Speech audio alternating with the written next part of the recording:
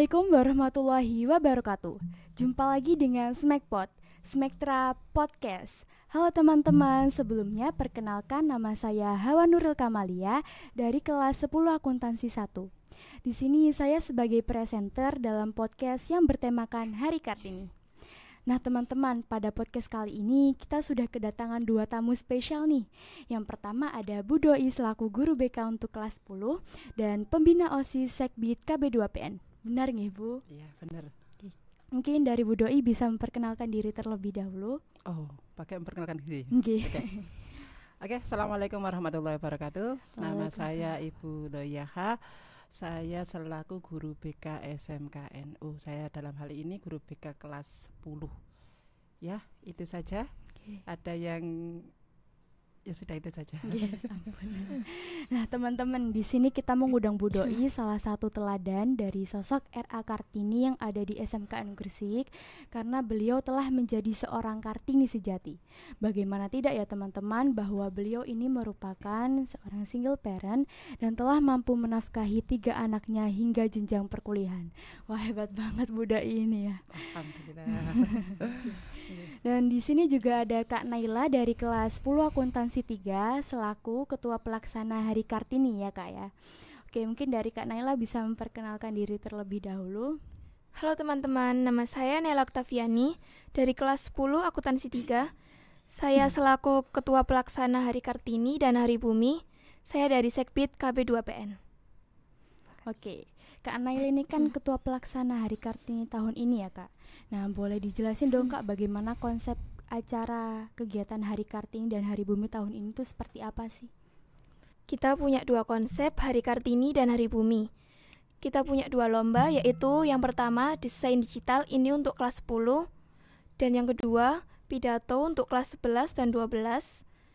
Desain digital ini bertema Hari Kartini diselingi Hari Bumi, dan lomba pidato ini bertema Hari Kartini.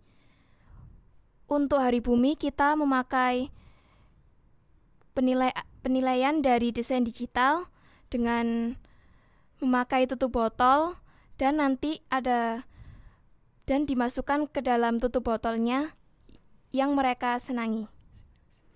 Oke, jadi seru banget ya Kak. Jadi kita nggak hanya ngerayain Hari Kartini aja ya, tapi juga ngerayain Hari Bumi karena setelah Hari Kartini juga diperingati Hari Bumi juga ya Kak ya. Oke, Benar. lalu untuk Bu Doi, bagaimana sih pandangan Ibu mengenai sosok R.A. Kartini ini Bu? Oke. Kartini sekarang, karena kalau Kartini dulu kan mendobrak wanita ya, karena dulu wanita itu nggak boleh belajar lah. Kalau Kartini sekarang kan wanita bisa belajar, kita cewek-cewek bisa belajar. Nah kalau Kartini sekarang itu wanita yang harus tangguh, tidak menyerah, tidak malas-malasan, tapi juga mau bergaul dengan siapapun, dengan istilahnya itu dengan siapapun masuk gitu loh, nggak harus punya batasan. Kalau aku nggak mau berteman sama kamu karena kamu begini-begini. Nah, Kartini itu harus begitu. Jadi selain belajar yang giat, tapi juga tetap harus istilahnya gitu sama teman-teman itu gak harus pilih-pilih. Cari teman yang istilahnya siapa saja bisa masuk. Terus jangan malas karena kita sudah diserbu sama ini ponsel itu ya ada manfaatnya sih, tapi kadang kita jadi generasi rebahan.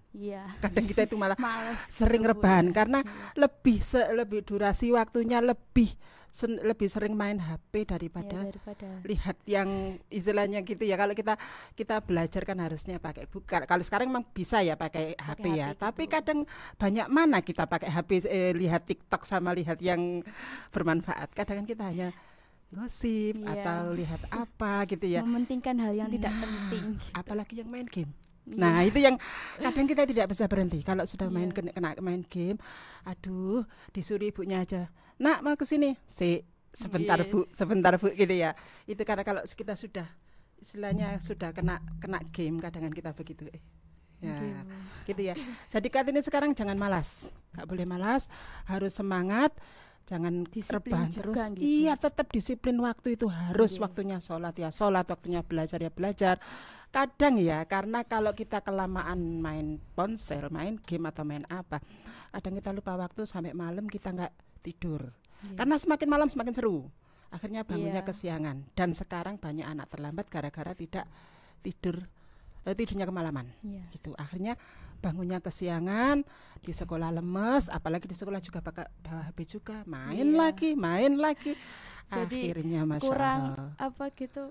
Kebanyakan main HP ya. Betul, main HP. Kurang bersosialisasi. HP itu ada manfaatnya, tapi juga ada tidak manfaatnya. Sosialisasinya kurang. Kadang ketemu di rumah aja ya, berkumpul di ruang tamu aja ya, ada orangnya tapi sibuk main HP gitu loh. Jadi nggak ada suaranya karena mereka sibuk dengan HP-nya masing-masing. Yang dekat pun terasa jauh gitu ya. Betul. Sekarang Idul Fitri aja mengucapkannya lewat HP. Idul Faizin. Kadang lewat stiker. Lah salamannya kapan? Ini salamannya yang pasti ditunggu, ini salamannya dulu gitu loh. Itu akhirnya gitu. Jadi Kartini sekarang tolong ya, jangan rebahan gitu. Yang semangat, kalian masih muda, organ-organ tubuh kalian masih istilahnya masih kuat. Enggak kalau orang tua kan biasa wong tua ya. Nah, kalau orang muda kan organ-organnya masih kuat, tolong jangan malas, jangan rebahan. Ya. Bergeraklah. Disiplin juga. Bergeraklah, disiplin juga harus. Jangan molor-molor. Ada apa-apa itu diutamakan disiplin, jangan molor waktunya juga ya. Terus kurangi main-main yang tidak penting. Ya. Zaman sekarang tuh kebanyakan main ngafe gitu. Betul. Ya Bu ya, sampai malam gitu. Lah ngafe itu kalau punya uang sih enggak apa-apa lah. Kadang enggak punya uang tapi terpaksa demi sosmed kan. Kadang kan kalau sudah upload di sosmed ngafe di sini itu merasa bangga, padahal apa iya itu bahagia. Belum tentu kan, kebahagiaan enggak di situ kan. Gitu. Kadang gitu sampai dibelain minjem uang gitu. minjem temen gitu. Apa terus bangga gitu kalau sudah minjem terus sudah ngupload di kafe, aku ketemu sama kayak temen. Merasa paling gaul gitu. Iya, apa iya sih, coba tanya pada diri yang paling dalam, dari hati yang paling dalam, apa iya sih ini kebahagiaan yang saya cari. Padahal enggak loh itu. Padahal kan di situ setelah itu tuh ya aku iki wingi duitnya lo ya. Kan ada kepikiran untuk mengembalikan. Hanya menuruti gengsi. Betul. Apalagi kalau seandainya misalnya gini, ada uang tapi uang itu kan lebih baik saya manfaatkan untuk apa gitu, yang lebih kegiatan lebih penting gitu daripada yang nggak penting gitu. Berapa sih nikmatnya ngafe? Apa benar kalau sudah nang ngafe ku rasane persaku pada wae to. Hanya minum kopi gitu. Iya kan, minum kopi bikin sendiri di rumah kan juga bisa. Iya. Tapi itu tadi Bu, gaul ya. Gaulnya Itu gaulnya gitu teman-teman. Emang gitu ta. Kalau gaul berarti kalau ngafe berarti gaul gitu ta. Persaku kok enggak sih? Enggak juga kan? Ada kan gaul yang lebih bisa melakukan hal yang bermanfaat juga. Iya betul gitu ya. Tapi kan ya karena apa? Mungkin karena di sosmed anak yang ngupload itu banyak yang like mungkin padahal juga kalau mau kembali ke pikiran yang paling dalam, paling murni itu apa iya sih ini kebahagiaan. Enggak loh, kebahagiaan itu enggak di situ loh. Ada loh kebahagiaan yang lebih murni yang enggak harus ke kafe gitu. Bikin kopi di rumah kan juga bisa. Manggil teman-teman. Lebih baik uangnya digunakan untuk yang lain gitu ya Bu. Yang lebih manfaat. Dalam artian kita tetap bergaul tetap punya teman gitu ya. Punya circle lah istilahnya gitu. Tapi yang enggak harus di kafe kan. Ada batasannya gitu, enggak setiap hari pulang sekolah langsung kafe gitu. Enggak harus ke kafe kan. Bikin kafe di rumah sendiri kan bisa. lebih irit. Lebih irit. Bikin es terus kasih es gitu udah seger gitu. Yang penting teman-temannya ngumpul gitu ya, terus ngobrol yang manfaat. Ya ada sih guyon-guyonnya, kita enggak melulu opposite masuk temennya enggak gaul ya, kita tetap ngobrol gitu ya. Cuman nggak harus di tempat yang elit gitu loh. Kita bikin kafe sendiri di rumah atau di rumah siapa gitu yang istilahnya menyenangkan. Yang penting itu menyenangkan gitu. Ya itu. Oke teman-teman, jadi kita dari pesan dari Bu Doi, kita tuh harus bekerja keras ya, disiplin, nggak boleh malas-malesan gitu ya teman-teman ya. Apalagi teman-teman ini juga sekolahnya di sini banyak yang terlambat gitu, jadi nggak boleh malas-malesan gitu. Oke, buat Kak Naila saya mau nanya ya Kak. Kak Naila ini kan seorang pelajar ya, saya juga seorang pelajar. Kira-kira bagaimana sih menurut Kak Naila cara seorang pelajar untuk meneladani sikap R.A. Kartini Kak? Untuk meneladani sikap R.A. Kartini, kalian harus terus belajar, jangan malas-malesan dan tetap semangat. Oke. Nggak boleh malas-malasan ya teman-teman ya, semangat gitu ya. 45. Meskipun tugasnya banyak gitu, apalagi tambah tugas OSIS harus tetap semangat gitu ya teman-teman. Biasa itu tugas itu. Iya. Ajar itu. Kalau OSIS nggak ada tugasnya ya bukan OSIS. Bukan OSIS. Itu nanti bergunanya nanti setelah kalian lulus itu. Kalau sudah ikut OSIS itu Masya Allah pengalamannya banyak banget gitu ya. Kalau nggak ikut OSIS ya wes gak ada pengalamannya, nggak tahu, nggak pernah di pressure kan, nggak pernah dilokno guru nih. Pembina ya maksudnya. Oke. Lalu untuk Bu Doi minta tolong dong Bu untuk sharing-sharing cara atau tips bagaimana bisa menjadi seorang ibu yang tangguh dan kuat mendidik serta membimbing anak-anak ibu, apalagi dengan begitu banyak kesibukan di tempat kerja ya Bu ya. Bu Doi ini kan bukan hanya seorang guru tapi juga pembina OSIS gitu ya Bu ya. Oke, bisa dijelaskan dong guru berangkatnya harus 6:30 harus sampai di sekolah itu ya, pulangnya harus 3:30, apalagi kalau ada jadi pembina OSIS harus rapat. Kadang saya beberapa kali menolak untuk rapat setelah pulang karena memang setelah pulang banyak tugas yang harus saya lakukan ya. Tapi memang itu semua itu memang kalau kita nikmati, kita syukuri, istilahnya nggak ya tetap kadang-kadang manusiawi ya mengeluh itu ada, tapi ya kita mencoba untuk memperkecil keluhan tapi tetap memperbesar terima kasih ya. Saya begini, saya ditakdirkan untuk seperti ini itu juga memang mungkin sebelumnya saya sudah di pressure oleh kehidupan untuk menjadi kuat. Jadi akhirnya ya memang semua orang punya cobaan masing-masing ya. Mungkin saya dicoba di sini ditinggal cerita pribadi apa? Santai saja. Ditinggal suami saat anak yang paling kecil masih 2 tahun gitu ya. Anak kecil masih 2 tahun, anak kakaknya umur 3 tahun dan kakaknya lagi kelas 4. Jadi betapa saya nggak bisa membayangkan di usia saya yang masih istilahnya kalau versi orang-orang ya masih muda lah, sudah ditinggal dengan 3 anak yang begitu. Saya harus berjuang sendiri. Tapi setelah sekian tahun dengan perjuangan itu ya alhamdulillah sekarang saya sudah mulai menikmati, anak-anak sudah pada gede, terus mereka insya Allah mengerti. Terus saya masih tetap berjuang untuk mereka. Kalau dibilang kuat, ya memang harus kuat. Karena ya apa mana, kalau kita tangisi, kita ratapi, toh suami nggak kembali. Ya tetap harus. Ya, iya. Jadi buat apa saya membuang waktu untuk meratapi? Karena ini memang sudah qadarillah, sudah ditakdirkan Allah begini. Jadi ya wes kita harus bangkit demi anak-anak. Jadi kalau memang buat apa saya harus menangisi? Karena itu hal yang tidak berguna. Karena lebih baik bangkit. Iya, gitu ya, bangkit untuk melanjutkan. Ini titipan Allah, ini tiga anak ini titipan Allah. Coba saya harus bangkit, berjuang dengan segala macam daya dan upaya. Menangis, tapi saya usahakan tidak menangis di depan anak-anak. Jadi anak saya tidak mengerti kalau saya bersedih. Menangisnya saya kalau malam jadi saja. Biar tidak ikut sedih gitu ya, Bu, anak tidak ikut tahu rasanya. Gitu. Kadang saya gini ya, saya punya pengalaman banyak tentang ini ya, siswa-siswa kita. Ada yang istilahnya itu kondisinya itu mungkin sama dengan saya, tapi karena ibunya cara mendidiknya itu berbeda. Ada beberapa tahun yang lalu saya punya siswa itu yang dia ditinggal ayahnya itu dari kelas 4, tapi sampai SMA pun dia masih meratapi. Masih SMK. Dia masih meratapi dengan kepergian ayahnya.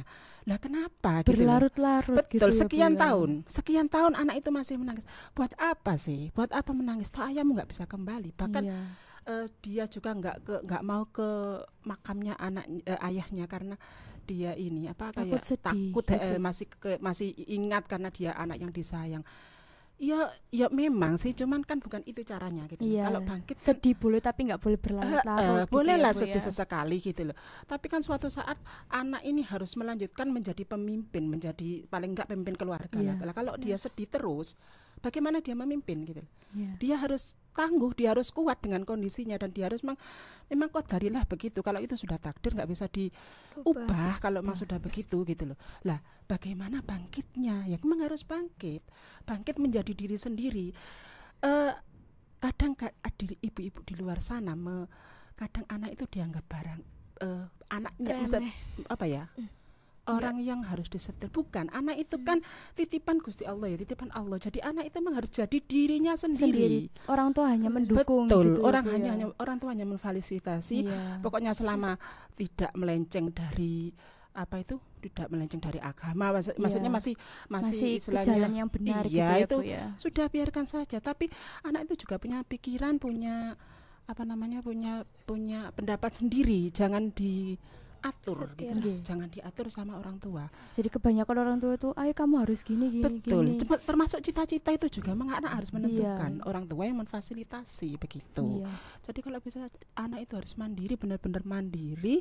Terus bagaimana dia bisa menentukan jalan hidupnya, bukan ditentukan oleh orang tua. Tapi paling nggak masih di standar yang istilahnya di jalan-jalan yang benar gitu. Itu ya. Oke teman-teman, jadi itu tadi ya pesan dari Bu Doi. Wah, hebat banget ya beliau ini teman-teman. Meskipun banyak kegiatan di tempat kerja, tapi beliau ini masih bisa membagi waktunya, mana waktu untuk buat keluarga, mana waktunya tugas dikerjakan gitu, diselesaikan, tapi bisa membagi waktu juga gitu ya teman-teman. Oke, pertanyaan yang terakhir nih buat Bu Doi dan Kak Naila. Apa pesan dan harapan kalian buat teman-teman yang lagi nonton podcast ini? Dimulai dari Kak Naila dulu nih. Boleh. Pesannya boleh. Ya. Pesannya tetap semangat gitu, apa boleh? Pesannya tetap semangat, tetap belajar yang giat, dan tetap disiplin. Oke, terima kasih. Bu Doi, pesan buat teman-teman yang lagi nonton podcast ini. Oke, tetap semangat juga ya. Semangat, pokoknya jangan rebahan lah, jangan malas bergerak lah. Jangan malas bergerak, latihlah ototmu biar terus bergerak, jangan rebahan saja. Kalau memang mau main game boleh, tapi jangan terlalu lama. Jangan sampai istilahnya kena kecanduan. Ya. Karena memang kita sudah dihantam oleh ponsel ya, bahkan anak kecil pun kalau gak nangis dikasih game gitu ya, dikasih HP ya enggak apa-apa sih. Kecil udah game gitu. Anak kecil yang anak sekecil berapa bulan, belum 1 tahun aja sudah dikasih HP, sudah diem. Tapi tolong jangan keterusan. Sebagai orang tua tetap harus kontrol ya. Itu ya. Sebagai anak muda tolong yang semangat ya. Jok malas bergerak temenan. Karena nanti kalianlah pemimpin bangsa, kalian anak yang menggantikan kami ya.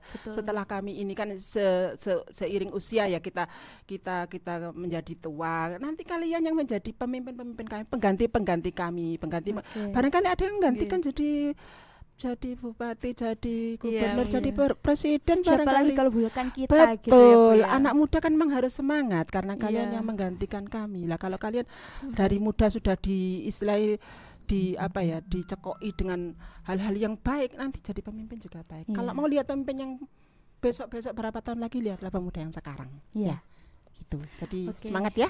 Iya. Oke teman-teman, jadi tadi pesan dan harapan dari Kak Naila dan Bu Doi, semoga bermanfaat buat teman-teman semuanya ya. Oke, terima kasih banyak buat Kak Naila dan Bu Doi karena sudah menyempatkan waktunya buat hadir di sini mengobrol-ngobrol dengan saya. Dan terima kasih banyak juga buat teman-teman yang setia menonton podcast ini dari awal sampai akhir. Oke, sampai jumpa lagi di podcast selanjutnya. Wassalamualaikum warahmatullahi wabarakatuh. Bye bye.